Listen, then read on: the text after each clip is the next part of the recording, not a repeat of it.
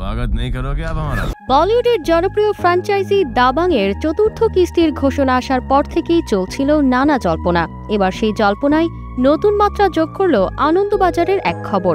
প্রযোজক আরবাজ খানের হাত থেকে সরে এবার নাকি সরাসরি পরিচালনার ভার নিচ্ছেন সালমান খান নিজেই। ফ্র্যাঞ্চাইজিটির সঙ্গে যুক্ত এক ঘনিষ্ঠ সূত্র এই খবর নিশ্চিত করেছে। তারা মনে করছেন চুলবুল পান্ডে চরিত্রটির এই মুহূর্তে একটি নতুন দৃষ্টিভঙ্গি প্রয়োজন, তাই তারা চাইছে দাবাং ফ্র্যাঞ্চাইজিকে নতুন পথে নিয়ে যেতে। সালমানের আইডিয়াগুলো দারুণ, তাই তাকেই ডিরেকশনের দায়িত্ব নিতে বলা হয়েছে। ভাইজান রাজিও হয়েছেন এবং তার এই নতুন ইনভলভমেন্ট নিয়ে দাবাং টিম খুবই এক্সাইটেড।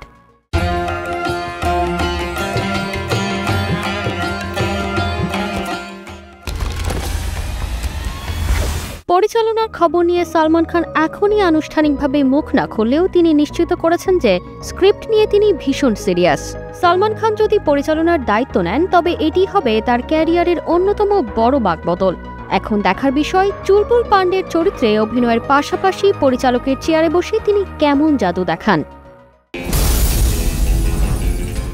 অভিনেতা, প্রযোজক এবং এবার পরিচালক নতুন রূপে সালমান খানের দাবাং 4 কবে ফ্লোরে যায় সেই অপেক্ষায় এখন গোটা বলিউড। हम एक अहिंसावादी थानेदार हैं। তারতিবা ফারুহি, কালের কণ্ঠ।